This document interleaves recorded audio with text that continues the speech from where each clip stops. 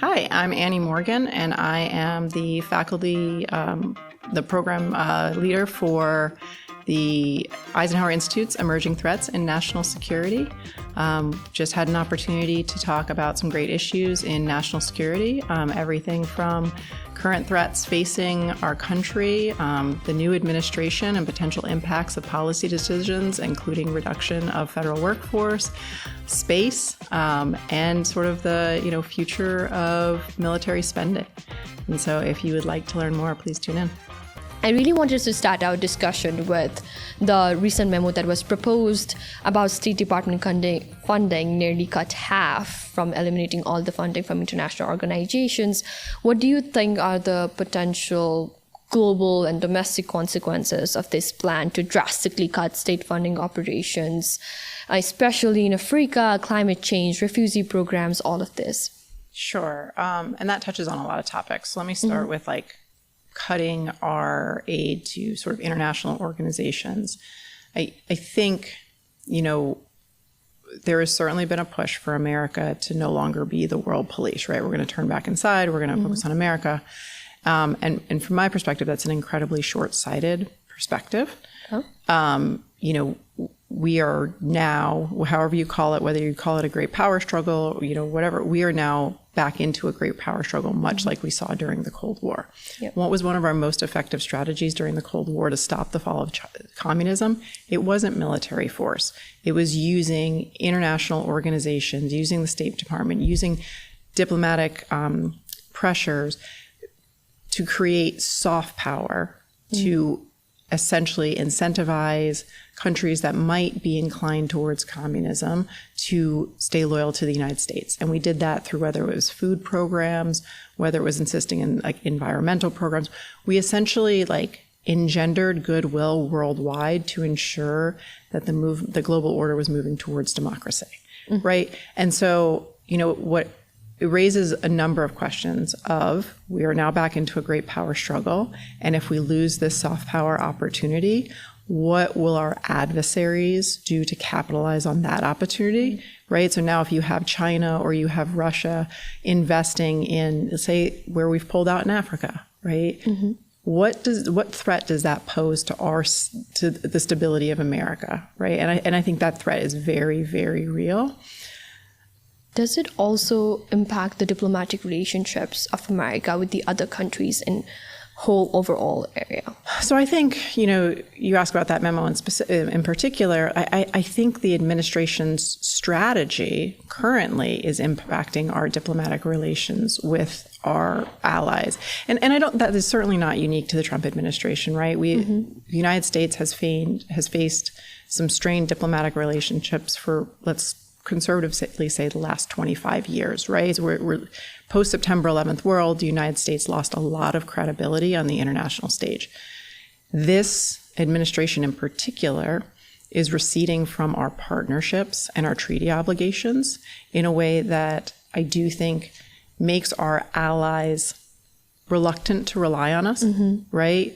Reluctant to perhaps join us and protect us, and susceptible to influence from, again, our adversaries. And so I think that's potentially how this is changed. I mean, there were countries like France, countries like England, these were all solidly our allies. And I do think you now have a world order that's starting to question, is the United States sort of the standard bearer on all things international relations, international law. And I just don't, I think the United States standing diplomatically has fallen tremendously.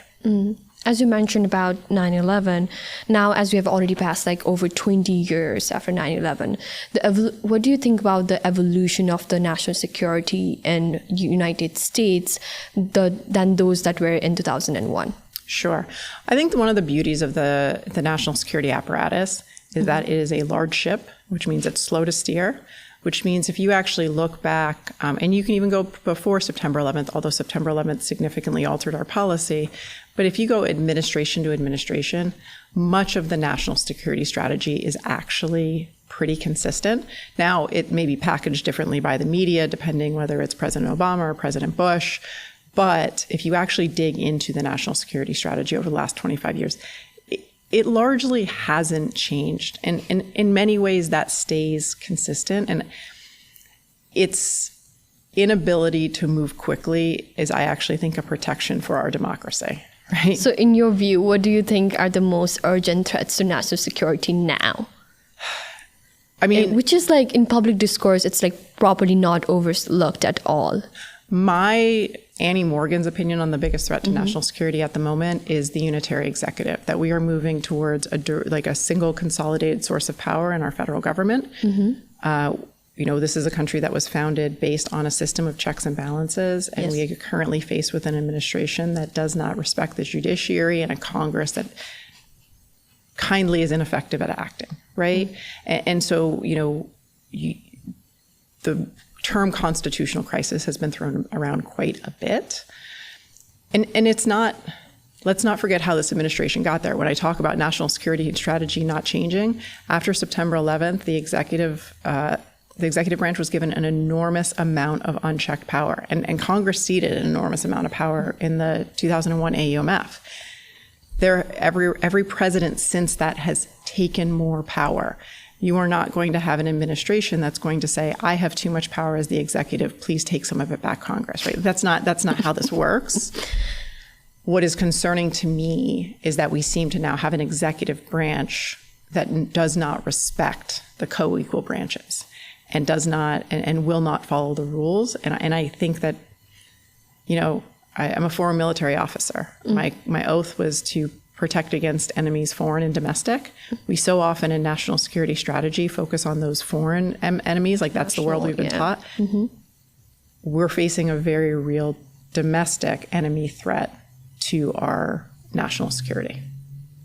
So do you want to cover the topics that might be in terms of the fields of cyber warfare, or when you're saying that there are domestic consequences, and of course you mentioned that executive and judicial branch is like just falling apart, or it's weaker in sense. What do you think about the cyber warfare, space military? Climate change. Do you think United States is facing another national security as a climate change? Yeah. So first of all, I think what people often don't realize is national security touches literally every facet of life. In some way or other, national security, there touches everything. And so one of the ways the course I teach, the emerging threats, one of the ways that I've designed that is to talk about the less known issues in national security. So race and gender. We are hearing a lot about administration efforts to roll back DEI policies, right? There's a very real national security threat. We talk about climate, absolutely. And climate's not just a national security threat from a humanitarian perspective or a global security perspective. From a warfighter perspective, it's literally changing the shape of the Arctic and giving Russia a potential strategic advantage over the United States that has not historically existed, right? You want to talk about cyber warfare, we're not keeping up necessarily with China, right? So, we underestimated when China would sort of gain near peer status with us, and it happened several years earlier than expected. And they are in the realm of cyber warfare, they perhaps have a strategic advantage right now. That's to say nothing of issues like, what do we make of AI? That's to say nothing of issues like we now have private contractors who are going into space, which has historically been the realm of government, state actors. What are the complications in terms of international law or law of war if we're arming space, or if we're sending private actors into space who could arm space, right? You take the fact that we have rare earth minerals. We now know in deep sea mining, and the United States isn't a signatory to, the principal treaty that would be regulating the law of the sea, which means we don't have a seat at the table. And we live in a culture that relies on these rare earth minerals, right? But so simply existing as an American means you're constantly encountering these national security threats. I think we're living through a particularly unique time in the fact that the technology is moving so quickly. And, we are no longer the single greatest military and or democratic force in the world. And so we need to be incredibly flexible and incredibly like dogmatic in how we react to those changes. As you mentioned about like how now the private partnerships have been evolving into the fields, while the government and the federal state factors were the main stakeholders or the main primary responsibilities that we're taking control over. Do you think it is good to encourage those private partnerships or not? So, and what do you think are the reasons into it? Yeah, I mean, look, I think there's pros and cons, right? So the pro is the private sector is a lot more limber in terms of like being able to take risk, invest large amounts of money, and like do quick R&D, right? So like there's a definite incentive to partner with private to a certain extent. Similarly, like we partner with academia, right? Like you want the smartest people in the room to be making the decisions. Yes. And so, what are the risks associated with that? Well, when you have a private actor who is acting at the behest of the government, the actions they take can potentially be attributed to that government, which for me, like concerns, I look at like arming space, right? And in reality, we're not arming space. Let me just kind of be clear about that. But we are allowing private companies to explore this territory, right? And potentially, you have the case of, Elon Musk and kind of interfering with satellites during the Russian-Ukraine war, right? Like there are some that say that would make him a lawful target. Whether he is or is not my point. My point is, the United States in the wake of September 11th threw up their hands and said, well, these non-state actors who are engaged in acts of, we call it terrorism, but let's just call it any kind of violence. These non-state actors aren't entitled to any protections of the Geneva Convention. They aren't entitled to, we don't have to follow the rules because like they're in, what happens when another country feels that way about one of our private actors? Do the same rules apply, right? And I don't know the answer, but I think these are real questions we have to be asking. And the smart people in the room are asking them, right? Like these are certainly questions that are pressing on the leaders within the national security community's mind, but it's uncharted. As we're talking about space, do you think the militarization of the space is challenging the calculus for US's national security planning? So let me say this. I'm not an expert on space. By any stretch. It is in fact maybe some of the like least expertise I have. It is challenging because, for most citizens, you think of space as this like faraway place that you don't like, we don't really understand. It's like the realm of like weird planets and maybe there's water in Martians. Like what we don't realize is every time you use your cell phone, every time you get on your computer, every time you punch in an address on your GPS in your car, you're interacting with space, right? So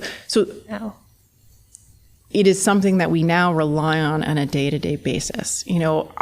There's so much controversy about this like term militarization of space. We're now doing more space activity than we previously have, and what we've learned is that like we can use satellites, right? We can to not only like we now have precision imaging from satellites, and that's very valuable data, right? So if we can get lots of private companies to collect that, and then we as the government can somehow control that, like that's incredibly valuable. But you also have things like if we can shut down another country's communication system, or if, a rogue actor who wants to commit an act of terror against the United States wants to shut down our communication system.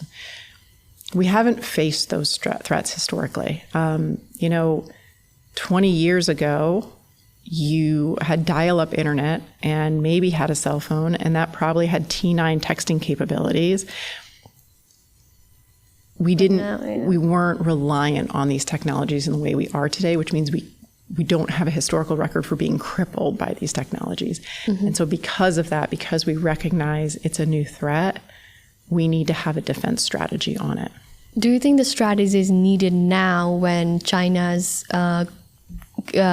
growth and influence is rapidly growing in AI and technology? And I do. I think we're that's why we stood up a Space Force, right? Like the Space Force doesn't have astronauts in it. They are strictly looking at sort of this, we have a potential new battlefield, and how do we secure that battlefield? And so I think we are doing that. The question is, are we moving rapidly enough, right? And that's a subject that can be hotly debated, is whether are we making the changes quickly enough? We're facing cuts across the federal government. We know that like people that work for NASA are getting cut. People that have typically, the Department of Defense right now, like, is losing an unconscionable number of federal civilians, right? So these are individuals who grew up with this technology, who have the institutional knowledge of it, are potentially being let go from the federal government. Those are the things that scare me. Okay, so recently, Trump administration, or like S-20 chips, if I'm not wrong, S-20 chips were used as a blockade for China to not export from US. Do you have a knowledge on this? No, I don't. Oh, okay. Yeah. All right. No, because I just heard that like America just stopped the export of these S-20 chips to China as a strategy to buy some time. But my question was going to be if that's a great strategy for a longer term basis. Yeah, it's not a question I know the answer to. And I think one thing that like we love to hypothesize about like whether something's a good strategy or bad strategy. I tend to think most of the time, whether you agree with someone's strategy, like by the time you get to the like upper echelons of national security leadership, you may not ethically or morally agree with someone, but they're probably pretty smart. So much of that information is operating at a classified level that the idea that we truly understand why an administration is making a particularized choice in like real time is probably unlikely. And so we get a lot of it is informed either by news media or by people who have traditionally served in that realm and have, can speak from an educated position, but like weren't involved in the current policy, right? And so it always makes it hard to understand in real time why exactly are we doing this? Because the national security apparatus as a whole has become, and it's a critique of it, it's become more and more secretive, right? Like we classify more and more material. We classify material at higher levels. We over-classify things. Don't you think it affects the general understanding of normal people? Completely. Yeah. Like, so how will they understand this national security issues if they are not ever given this exposure of knowledge, right, and a basic understanding? And so it's the balance. It's the balance of security and privacy. And, in the wake of September 11th, the American populace, through their elected officials, said that they would sacrifice a lot of privacy through security. They did not need transparency. They believed that the government could do whatever it needed to do to keep them safe. Now, I would argue that sitting here today in 2025, I don't feel safer than I did in 2001 as somebody who lived through September 11th in real time. But there has not been a call to rein in that secrecy and lack of transparency broadly. You've had it from, certainly you have certain advocacy groups that advocate for greater transparency. And I think you're exactly right. How does an American citizen make an informed choice of an elected official? Exactly. When much of maybe that elected official's positions, secretive, confidential. Correct. Right. So you sort of need the information. Now, do you need all of the information? Probably not. But is it a real and legitimate critique that the government classifies things because they're embarrassed, not because it's a national security risk? Yes, it certainly is. And we have a historical record to support that. So, like, you have been an attorney for the Gitmo Bay as well, for the detainees as well. Do you think that has a role in the national security now? Yeah. I mean, well, and like Gitmo is such a mess. It's like the nicest word I can use for it. Gitmo. Yeah. So I do. I think that, like I said, I think it kicked off an unprecedented level of executive authority. It's a completely failed experiment. I mean, let's just admit that, right? We are 25 years out, and the 4 of the 5 masterminds of the 9/11 attacks have never been tried, have not made it out of pretrial stages. The 5th was found mentally incompetent because we tortured him to such a degree that we rendered him incompetent to stand trial. There's no meaningful justice. So why do we keep doing it? And and that's a really hard question to answer. I think there's very few people who probably know the true answer, if there is one true answer. I think closing Guantanamo would be ceding some amount of executive authority that has right? Because now what we have is a basis for setting off an offshore detention camp. We have rolled back some of like the authorities that came with it, like for instance, like what the intelligence community was allowed to do. But I don't think we're going to take it back wholesale. I think we want to, if not leave it as an option. And honestly, 4 months ago, if somebody had asked me, are we going to send anyone to Guantanamo Bay ever again? Like, absolutely not. Like, that's crazy. And then turns out we didn't send individuals to Guantanamo Bay, the detention camp, but we sent them to the naval base, to these migrant camps, which is a completely unworkable policy. It's also a huge suck of the taxpayers' dollars. I mean, the most recent numbers we have out of Guantanamo is that the American taxpayers pay at least $13 million per detainee per year. It's the most expensive retirement home on the face of the earth. And what I deeply suspect it is that there is a reticence within the executive to either, in the case of Democratic presidents who have said they were going to close it, to spend the political capital necessary, because then they're the ones who were soft on terror, which is nonsense. The American legal system has an excellent track record for prosecuting terrorists, much faster than 25 years. Or from a Republican agenda of they don't want to cede that power that they gained in the wake of September 11th. And this would be a small way to hold on to power. What I think is really tragic in the wake of things, you know, we're going into this new sort of international order to some extent. And I say that I am strongly of the belief that very few things are happening for the first time. It's like we say unprecedented times.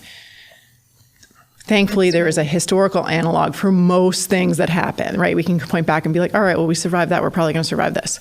But I think, you know, we're entering this new world order. You know, when you look at like international law, international justice, one of the greatest examples we have in the history of, you know, at least modern civilization is we point to Nuremberg trials, right? We hold people responsible because like war is messy, but it has rules.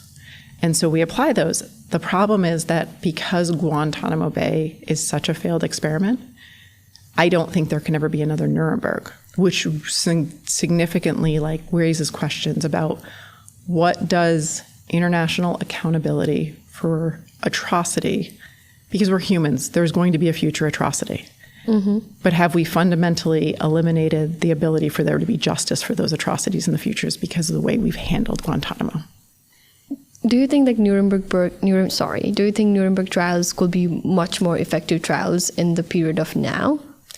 I think there was look, are there things to criticize about Nuremberg? Certainly. Yeah. You know, it also was largely a very legitimate process, right? You have acquittals come out of Nuremberg. Guantanamo, like, the rules are made up and the points don't matter, right? Like that's the government has its thumb on the scale. I think that there was a real world where there could have been a system of war crimes tribunal. We certainly know there's a history of war crimes tribunal. There could have been a system of war crimes tribunals established by the executive, you know, with the consent of Congress in the immediate wake of September 11th to hold certain individuals responsible. Now, is that wiser than trying them in Article 3 federal courts? No. But there could have been, right? And we could have done it without torture, and we could have done it without indefinite detention, and we could have done it without forced disappearances, and we could have done it consistent with the Geneva Conventions, which we have signed and ratified. And I think that the United States would be a much more legitimate world power today. But what we've done prevents that. We all know that US's budget, most of the budget goes to the federal defense spending and national security spending. Right. Do you oppose or support this plan of the government to separate this, to spend this huge amount of funding for national security? Do you think it's necessary? Do you think you support it or oppose this idea or the plan? The defense budget's never getting smaller, right? And there are really good reasons. Like, is it bloated? Are there things that could be? Sure, there's not a person who's ever worked in the federal government system that won't admit that there's inefficiencies and bloat. Sure. Could it be trimmed? Sure. Do I support that being the biggest outlay of American power or about American tax dollars to secure both American power and international stability? Yeah, I do. Now, how that money is spent once it's turned over to the Defense Department, and the other relevant stakeholders, that's a topic for discussion, right? But the allocation of the money, I certainly support. While now we are moving to the end of the our discussion, I really wanted to ask, as you have been a law attorney for years and have been in the field of the laws and policy making for such a long time, what advice do you have for young students like us, like me, to pursue the career paths in these fields of laws and policy making? Yeah, and so I've been a practicing attorney for 15 years this year. And so started out, like I said, as an active duty Air Force JAG officer. So I joined the military. I wore a uniform. I served most of my time overseas. It was a fantastic opportunity. And then I moved. I had no intention of actually getting out of the military. I was 8 months pregnant with twins, and a mentor called me up and said, "Hey, I got this job for you." And of course, I had every reason to say no. That's a terrible idea. I was going to go down to Guantanamo, with brand new babies at home and represent an alleged terrorist. What? No. Yep. And I say that to say one of I think the most important lessons I've learned in my life is to say yes. And there's certain people you're going to encounter in your life who are so good that when they present you an opportunity, trust them and take it. I got asked the question a lot by students if I thought I would end up here when I was at Gettysburg, and no. I largely describe my path as failing forward. And also have learned really valuable lessons about, I left the Department of Defense and took a very brief stint in another non-DoD federal agency. And it was a terrible fit. Nothing about it was good for me. And I quit after 7 months and took my current job in private practice. That was a really scary thing to do. And I think the lesson it taught me was also know your limits and trust yourself enough to say we can't that's do not that. right. Yeah, that's not right for me. Yeah.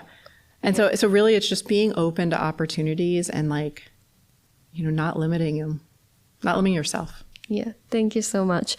As you said that, what do you think, my last question for today for you is, what do you think the ratio of the citizens that know about these issues, as we already talked about, that these national security issues, and if you want them to know about these issues, some of the external source of information that you look forward that you can suggest our audience? Yeah, so I think the students at Gettysburg College are a uniquely self-selecting population who are far more interested in national events, period, what's going on kind of on a national stage, than probably the vast majority of people in this country, right? And so it's so easy to take for granted, everyone must everyone must think about this, everyone's concerned about it. I think for a lot of the country, people live their daily lives and don't think critically about these issues. We could probably have a whole separate podcast on this issue, but I think that really starts with encouraging critical thinking skills at a very young age, improving our public school systems. But what would I send them to? I'd send them to responsible media sources, right? Sure, different media outlets have their bend as far as how they might portray it. Yep. But ultimately, there's sort of a long established list of trustworthy media sources, and those media sources have been greatly under attack, largely by an administration who wants to spin doctor things through much less reputable media sources. And so I would say is, learning the difference between Fox opinion and, news coming out of, let's call the Wall Street Journal, let's keep it both conservative, right? But turning away from shock and awe, kind of nonsense Joe Rogan type stuff, and moving back towards really established, long-serving, reputable media sources. As I was researching about this topic, I came across cyber threat assessment reports and all of these kinds of documents and researchers from the government itself, from the government website. Do you think that is a legitimate information that general public can rely on too? If you would have asked me that question at any point in history prior, I would have said absolutely. Am I certain that the information that's contained on government websites today is the most accurate? I'm not. Okay. On that note, I would like to thank you for coming all the way here for our podcast, and I love having a talk with you.